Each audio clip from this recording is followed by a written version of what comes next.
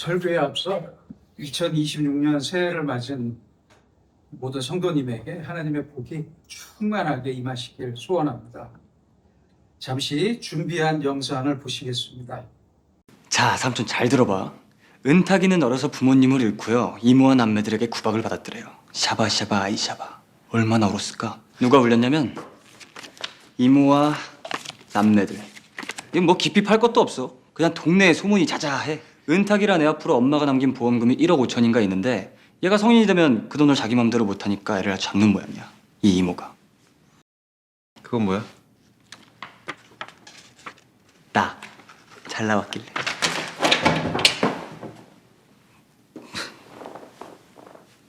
근데 삼촌 이거 왜 하라고 그랬어? 벌 주려고. 어떻게? 삼촌 어디 아파? 이게 벌이야 금이지? 아니 무슨 벌을 금으로 줘. 나는? 난 수고했고. 그래, 내가 미친년이다 미친년. 내가 뭔 영화를 보겠다고 연년생으로 싸질려가.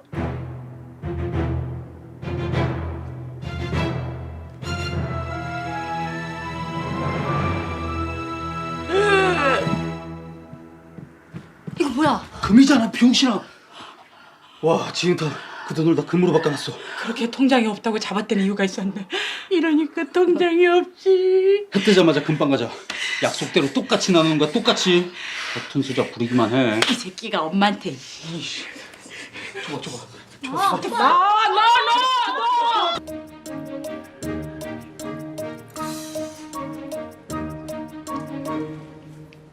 이거 어디서 난 거예요?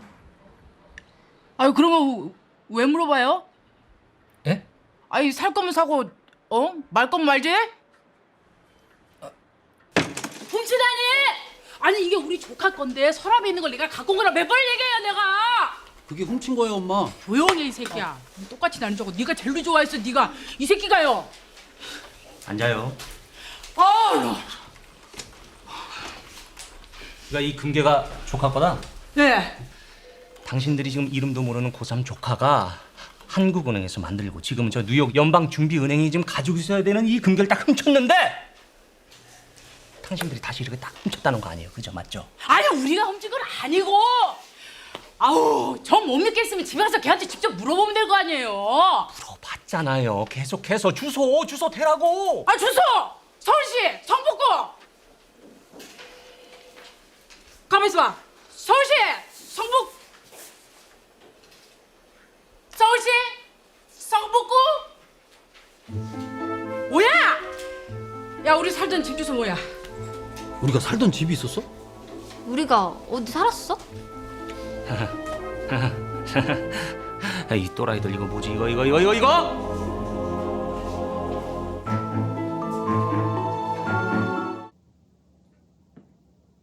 어떤 분이 새해를 맞아 이렇게 기도했답니다. 하나님, 새해에는 뚱뚱한 지갑과 날씬한 몸매를 주세요. 지난해에도 똑같이 기도했는데 거꾸로 주셨어요. 올해는 뒤바뀌는 일이 없도록 해주세요. 사람들은 새해를 맞으면 복을 받길 원하는데 도대체 그 복이 무엇입니까? 수십억 원짜리 복권에 당첨되면 복입니까? 복권 1등에 당첨된 사람의 글을 보니까 당첨된 복권이 복이 아니라고 말합니다. 그 복권 때문에 오히려 가정은 깨졌고 인생이 망했기 때문입니다. 그렇다면 참된 복은 무엇입니까? 어찌 보면 그 사람의 교양과 신앙의 수준은 그가 생각하고 바라는 복의 개념에 달려 있다고 할 수 있습니다. 사람들이 일반적으로 생각하고 바라는 복은 먼저 환경적인 복입니다. 날씨나 재난 같은 주변 환경으로부터 시작해서 정치, 경제, 사회 등 내 주변에서 이루어지는 모든 일에 대한 환경적인 복을 먼저 생각합니다. 나는 나대로 있고, 나는 나대로 그냥 이렇게 그대로 있고, 환경만 좋게 바뀌면 복으로 생각하면서 무당을 찾아가거나 하나님을 무당으로 만들어 기도하기도 합니다. 또 하나는 상태적인 복을 바라고 있습니다.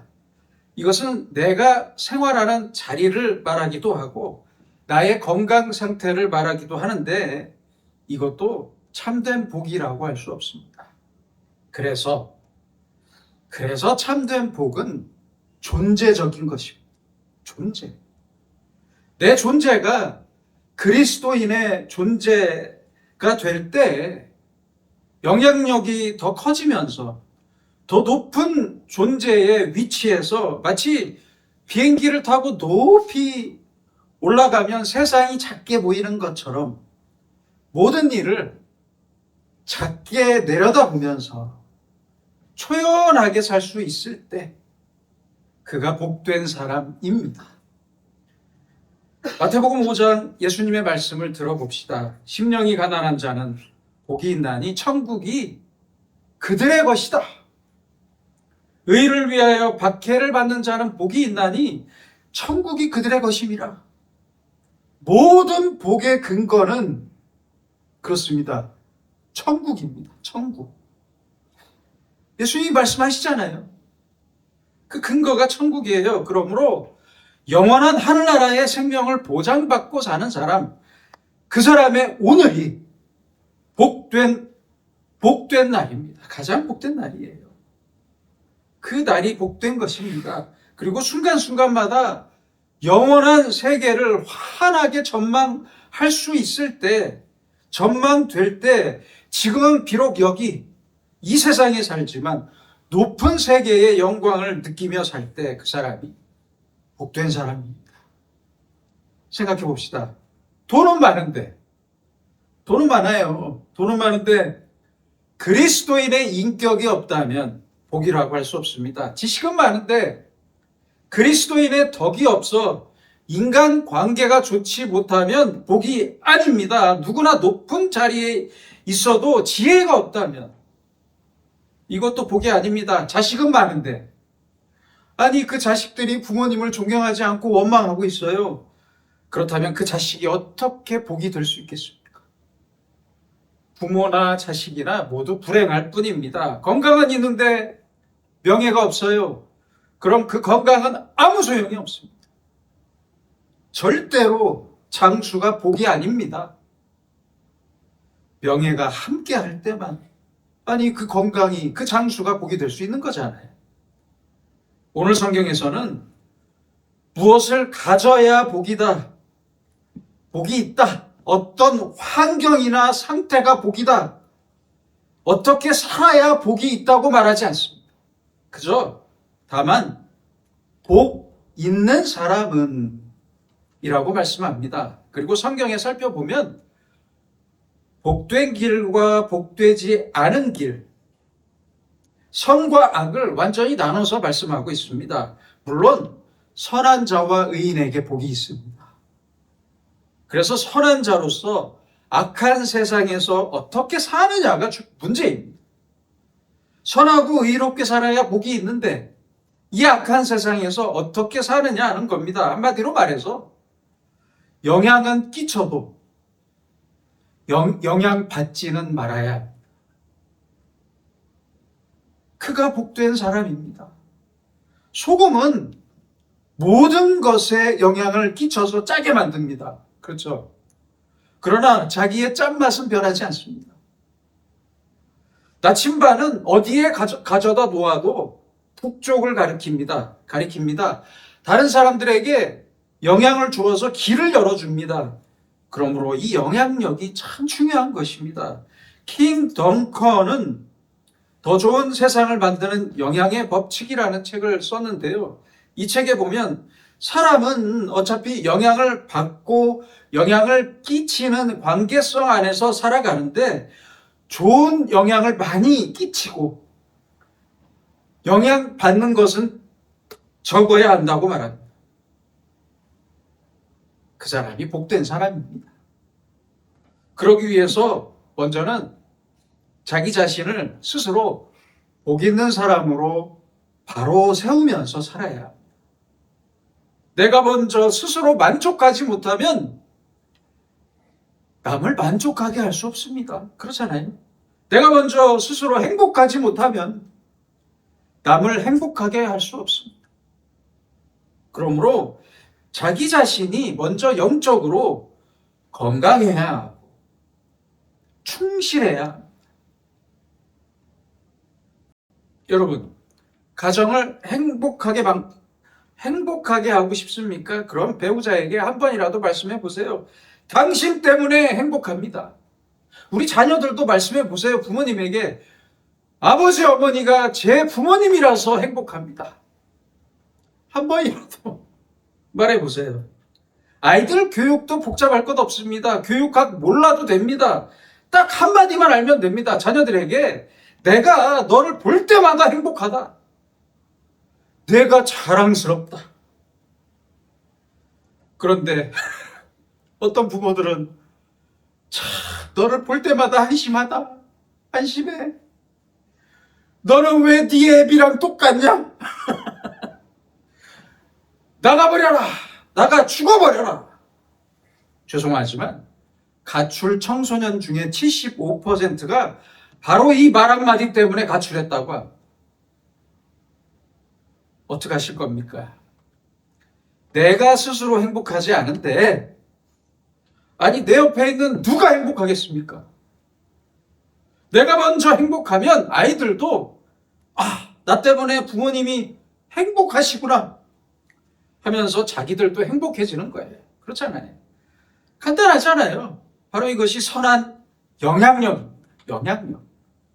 그러므로 나 자신을 내가 스스로 변화시켜서 그리스도인으로서 온전하게 살아야 하고 그 다음에 주위 사람들에게 감동을 줘야 합니다. 그럼 어떻게 감동을 줄 수 있을까요? 지식을 주는 것이 아닙니다. 잔소리를 하라는 것이 아닙니다. feeling, 느낌을 줘야 합니다. 느낌을 주는 사람이 행복한 사람입니다. 느낌을 주면서 자기도 느끼는 거예요. 자기도. 그런데 이것을 우리는 말로만 해결하려고 합니다. 잔소리하면서 말로만 따지려고 합니다. 이러면 저도 죽고 나도 죽는 거예요. 제발 잘잘못을 따지기만 하지 마세요. 아무 의미가 없습니다. 은근하게 느낌을 줘보세요. 느낌을.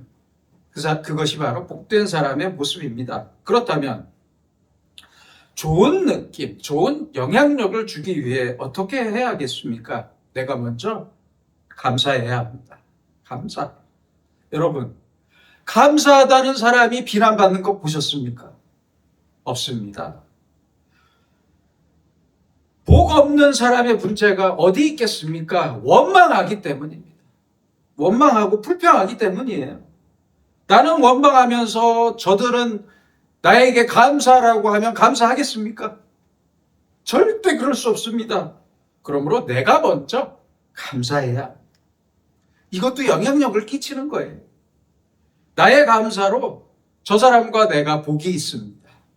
오늘 성경은 복된 사람에 대해서 더 구체적으로 말씀하고 있습니다. 그 첫째는 악인의 꾀를 따르지 않는 사람입니다. 히브리어 원문대로 보면 악인의 길을 따라가지 않는다는 뜻입니다. 악인의 길인 줄 알면서 왜 그 길을 따라갔습니까? 왜 그랬을까요? 욕심이 많아서 그렇습니다. 욕심. 그래서 속이는 사람도, 사기치는 사람도 잘못이 있지만 속는 나에게도 잘못은 있습니다. 왜 없겠습니까? 욕심 없이, 아무 욕심 없이 속는 사람 보셨습니까? 왜 사기를 당했습니까? 욕심이 있었기 때문입니다. 그래서 속은 거예요. 그래서 악한 길, 잘못된 것을 알면서 갈 수밖에 없고 뻔히 망할 길인 줄 알면서도 그 길을 따라가고 싶고 따라갈 수밖에 없는 사람은 불행한 사람입니다. 불행할 수밖에 없어요. 둘째는 죄인들의 길에 서지 않는 사람입니다. 죄인들의 길에 서지 않는다. 그 길에 서지 않는다는 말은 망설이지 않는다는 뜻입니다. 죄인들의 길에 서 있다는 뜻은 망설인다는 뜻입니다. 갈까 말까 그 길에 서서 갈까 말까 망설이는 거예요. 아니 왜 망설이며 삽니까? 잘못된 길인 줄 알았으면 단호하게 관계를 끊어야지. 아니 아직까지 무엇을 망설이고 있습니까? 이러한 망설이는 자세, 미온적인 태도가 불행의 이유가 됩니다. 좀 더 산뜻하게 관계를 끊었더라면 좋았을 텐데 망설이다가 결국 죄인들과 함께 불행해지고 맙니다. 셋째는 오만한 자들의 자리에 앉지 않는 사람입니다. 이건 무슨 뜻입니까? 자, 여기 오만한 자가 파티를 하고 있습니다. 거기에 가서 얻어먹었습니다. 아니, 왜 같이 앉아 있습니까? 그런 자리에. 무엇을 듣고, 아니, 무엇을 얻겠다고 거기 앉아 있는 겁니까? 오만한 자의 자리에 앉았던 것만 가지고도 내 운명이 완전히 바뀔 수 있기 때문입니다. 중국에 재밌는 이야기가 전해집니다. 요 나라의 임금이 이제 자신이 은퇴할 때가 다가온 걸 알고 자기의 뒤를 이을 아들을 보았는데 아들이 좀 능력이 모자라요. 그래서 허유라고 하는 지혜자의 소문을 듣고 자신의 뒤를 이어달라고 사람을 보내 부탁했습니다. 그러나 권세와 명예에 욕심이 없었던 허유는 정중히 임금의 왕의 요청을 사양했고 그 말을 들은 자신의 귀가 더러워졌다고 생각해서 냇가에 가서 귀를 씻고 있었습니다. 그림처럼 말입니다. 그때 때마침 소에게 물을 먹이려고 나온 소부라는 친구가 보고 아니 자네 왜 귀를 그렇게 열심히 닦고 있나 이렇게 묻자 듣지 말아야 할 말을 들어서 닦는다고 말했습니다. 그랬더니 소에게 물을 먹이려고 했던 친구가 소에게 물을 먹이려다 말고 그냥 상류 쪽으로 올라가는 겁니다. 그래서 물었습니다. 왜 소에게 물을 먹이지 않고 그냥 가느냐라고 물었더니 그 더러운 물을 소에게 먹일 수 없다. 그래서 상류로 올라간다. 이렇게 말했답니다. 얼마나 멋진 이야기입니까? 왜 오만한 자들의 자리에 함께 앉아서 듣지 말아야 할 말을 듣고 있는 겁니까? 그런 오만한 자리에 앉아서 무엇을 얻겠다는 겁니까? 스스로 불행을 쫓고 있는 것밖에 안 됩니다. 그러지 마세요. 그래서 복 있는 사람은 누구입니까? 넷째로 2절입니다. 오직 여호와의 율법을 즐거워하여 하나님의 말씀을 즐거워하는 사람입니다. 어떤 사람이 평소에 자기는 지옥에 갈 거라고 생각하다가 죽었어요. 그래서 하늘에 올라갔는데 아니 베드로를 만났대요. 그런데 베드로가 너 지옥 갈래 천당 갈래 하고 물었습니다. 아니 이게 너무 고마운 일이잖아요. 아니 얼마나 고마운 일입니까? 자기 보고 선택하라고 하잖아요. 그래서 말했습니다. 그럼 자비를 베푸셔서 한 번씩만 구경할 수 있게 해달라고. 그러자 베드로가 갔다 오라고 해서 먼저 천국에 갔더니 천사들과 흰옷 입은 사람들이 거기에서 찬송을 부르고 있는데 보기에는 멋져 보이지만 한참 앉아 있다 보니까 따분해서 못 있겠더랍니다. 따분해서. 그래서 이번엔 지옥에 가봤더니 세상에 이게 웬일입니까? 카지노도 있고 술집도 있고 사람들이 왁자지껄한데 너무 좋았대요. 그래서 베드로에게 저는 아무래도 지옥이 체질인 것 같습니다. 그래서 지옥에 가겠습니다. 그랬더니 베드로가 그래, 그럼 지옥에 가라 했습니다. 그런데 지옥에 갔는데 이게 웬일입니까? 전에 갔던 곳이 아니라 깊은 굴 속에 들어가서 뜨거운 곳에서 일을 시키더랍니다. 힘들게. 그래서 천사에게 아니 지난번에 왔던 곳과 왜 다르냐고 물었더니 천사가 설명하기를 그때는 관광 비자고 그때는 관광 비자로 왔고 이번엔 영주권이다. 그래서 다르다. 여러분 가슴에 손을 얹고 생각합시다. 천국은 아무나 갑니까? 천국 체질이 되어야만 갈 수 있는 거예요. 그렇잖아요. 생각해 보세요. 아니 찬송 부르기 싫은데 어떻게 천국에 가서 앉아 있겠습니까? 교회가 아니라 술집이 더 좋고 카지노가 더 좋은데 어떻게 천국에서 살 수 있겠습니까? 그럴 수 없어요. 그럴 수 없는 거예요. 오직 여호와의 율법을 즐거워하는 사람.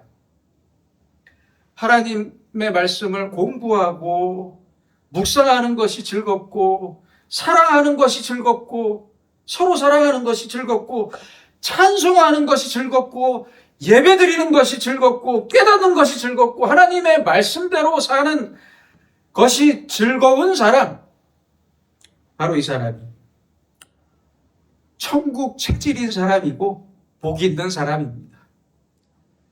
마지막으로 복 있는 사람은 여호와의 율법을 주야로 묵상하는 사람입니다. 첫째도 말씀이고 둘째도 말씀이라는 뜻이에요. 묵상은 메디테이션, 명상이라는 뜻입니다. 말씀을 아주 집중적으로 생각하며 사는 것입니다. 간단히 읽는 게 아니에요. 하나님의 말씀을 집중적으로 읽으면서 그 외의 일은 전부 잊어버리는 거예요. 억울한 마음도, 분한 마음도, 슬픔과 절망까지 다 잊어버리는 것입니다. 잊어버려야 합니다. 오직 하나님의 말씀만 깊이 집중하면서 집중적으로 생각할 때 모든 근심과 걱정이 다 사라집니다. 개인적인 말씀이라 죄송하지만 저는 이런 간증도 들었어요. 목사님 설교 말씀 듣다가 몸이 치유가 된 분도 계세요. 실제로. 제 설교가 아니라 그런 분들이 있어요. 실제로. 말씀 속에 있을 때 우리가 가야 할 영원한 세계가 환하게 전망됩니다. 보입니다. 그뿐 아니라 하나님의 말씀을 깊이 명상하면 무엇을 깨달을 것 같습니까? 내가 소중해집니다. 내가 소중해져요. 하나님 안에서 내가 가장 소중한 존재라는 진실을 알게 됩니다. 하나님은 나로 인해서 기뻐하시고 나는 하나님으로 인해서 기뻐하게 됩니다. 내가 너를 사랑한다. 이 하나님의 말씀이 아주 가까이 들려오고 느껴지고 체험하게 됩니다. 그러므로 하나님의 말씀을 우리는 날마다 깊이 명상하고 묵상하며 살아야 합니다. 이 사람이 복된 사람입니다. 예전에도 제가 말씀드린 것 같은데요. 미국의 유명한 전도자였던 무디는 말했습니다. 100명 중에 한 사람이 성경을 읽으면 나머지 99명은 그리스도인을 읽는다. 얼마나 멋진 표현입니까? 지금 우리는 어떤 모습으로 살고 있습니까? 가정에서도 성경을 읽으면서 기도하는 모습을 아이들에게 보여줘야 합니다. 그러면 아직 그 아이들이 교회에 나오진 않더라도 아직 예수님을 믿지 않더라도 나를 통해서 예수님을 보게 됩니다. 부모가 하나님의 말씀을 읽고 묵상하는 모습을 보면서 자녀들도 감동을 받게 되는 거예요. 저도 이런 말씀 드리기 죄송하지만 제가 어렸을 때 막 고등학교 졸업하고 한참 음악 생활을 할 때 어머니께서 새벽 기도에 다녀오시면 제 머리에 손을 얹고 술 취해 쓰러져 자고 있는 제 머리에 손을 얹고 기도하셨어요. 딸마다. 그리고 매일 성경을 읽으시던 그 모습이 제 눈에 아직도 선합니다. 여러분, 복 있는 사람은 어디에 있어도 언제라도 복된 사람입니다. 아니, 더 나아가 주변의 모든 사람들에게 복을 끼칩니다. 영향력을 줍니다. 복의 전달자가 됩니다. 복의 근원이었던 아브라함, 이삭, 야곱, 요셉을 보세요. 전부 나그네로 살았습니다. 세상 사람들이 봤을 때는 별 볼 일 없는 사람들이었어요. 특별히 요셉은 어떻게 살았어요? 노예로 살았잖아요. 노예로. 그러나 노예로 살더라도 그는 주인에게 신뢰받았고 감옥에 있어도 감옥에 살 때도 죄수들에게 존경을 받았어요. 비록 평생을 나그네로 살았더라도 모든 사람에게 그들은 높은 존경과 신뢰를 받으며 살았습니다. 바로 이것이 복의 근원입니다. 거룩한 영향력을 즐거워하며 살았습니다. 나로 인해서 구원받는 사람, 나로 인해서 행복한 사람, 나로 인해서 기뻐하는 사람들을 보면서 함께 기뻐할 수 있습니다. 함께 기뻐합시다. 이 사람이 복이 있는 사람입니다. 복된 사람이에요. 여러분, 올해는 나만 행복해지려고 노력하지 마시고 가족과 이웃에게 행복을 주면서 삽시다.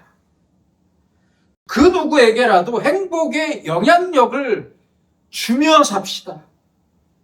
그가 기뻐하는 모습을 보면서 내가 더불어 함께 기뻐할 수 있는 복된 자의 복된 길을 갑시다. 오늘 본문 중 3절입니다. 그가 하는 모든 일이 다 형통하리로다. 복된 자가 되면 그의 모든 일은 전부 형통하게 될 것입니다. 형통할 수밖에 없습니다. 요한계시록 1장 3절입니다. 이 예언의 말씀을 읽는 자와 듣는 자와 그 가운데에 기록한 것을 지키는 자는 복이 있나니 때가 가까움이라. 여러분, 악과 악한 길은 그 길 위에 서서 망설이지도 마시고 어떤 모양이든지 간에 흉내도 내지 맙시다. 오직 하나님의 말씀을 즐거워하고 이 말씀을 깊이 묵상하며 삽시다. 그래야만 우리가 시냇가에 심은 나무처럼 항상 푸르르고 복된 사람이 될 수 있고 우리의 행사가 전부 형통하고 시절을 따라 풍성한 열매를 맺는 삶의 주인으로 살아갈 수 있습니다. 기도하겠습니다. 우리에게 복을 주시길 원하시고 우리가 복의 근원으로 살길 원하시는 아버지 하나님, 주님은 우리에게 날마다 복된 길을 보여주시지만 우리는 그 길을 역행하면서 복을 받기를 원했고 복을 받을 사람은 되지 못하면서도 복을 받기만을 소원했던 미련함을 용서해 주시옵소서. 주여, 새해를 맞은 첫날 간절히 바라오니 우리가 마땅히 복을 받을 만한 영혼, 복을 받을 만한 인격과 존재가 되게 하시고 비록 거칠고 악한 세상에 살지만 우리는 계속 선한 영향력을 끼치면서 나로부터 밝아지는 세상을 바라보며 기뻐하며 살아가는 복된 주님의 사람으로 살게 하여 주시옵소서. 예수님의 이름으로 기도드립니다. 아멘.